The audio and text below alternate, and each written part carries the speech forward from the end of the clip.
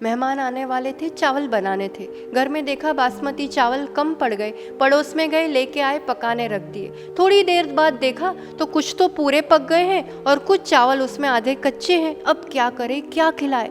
ऐसा हुआ तो हुआ क्यों, बता सकते हो?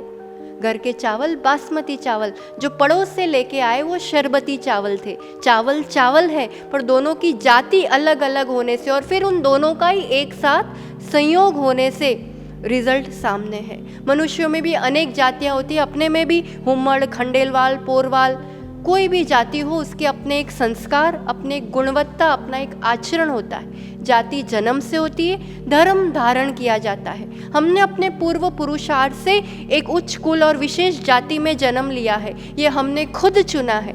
अब हम अपनी जाति छोड़ करके फिर अन्य विजाति, दूसरी जाति के वर वधू से विवाह करें, फिर उससे संयोग से उत्पन्न होने वाली संतान कौन सी जाति की कहलाएगी, बताओ?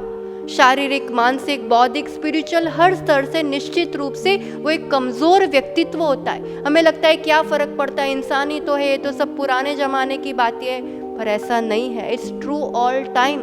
दूध दूध है, पर जर्सी गाय का हो तो, क्योंकि दो अलग जाति की गाय से उत्पन्न वो एक थर्ड हाइब्रिड प्रोडक्ट है। जर्सी गाय का दूध अभक्ष्य है, पीने लायक नहीं है। 80 से 90% विजाति विवाह फेल ही होते हैं। कदाचित हो कि कभी सामने वाला इंसान बहुत अच्छा हो तो वो मित्र तक ठीक है, पर विवाह नहीं, क्योंकि इससे हमारी आगे की संतति दूषित होती है। जो मोक्ष पद प्राप्त करने के जो 7 परम स्थान है, उसमें से सबसे पहली सीढ़ी सज्जातित्व, उसी से नीचे गिर गए तो फिर आगे कैसे बढ़ेंगे? मुनियारी का बनना तो दूर, वो कभी भी दान पूजा जैसे धर्म कार्य करने के लायक भी नहीं रहता है। युवक युवतियों, इसलिए क्लियर विजन हो, दृढ़ निश्चय हो कि या तो पूर्ण ब्रह्मचर्य हो या फिर विवाह हो तो अपनी जाति में ही हो, ताकि किसी भी रिश्ते में आगे बढ़ने से पहले एक मर्यादा और सावधानी बनी रहती है। एक व्यक्ति के क्षणिक मोह के पीछे जन्मों जन्मों की अपनी कमाई को मत गवाओ।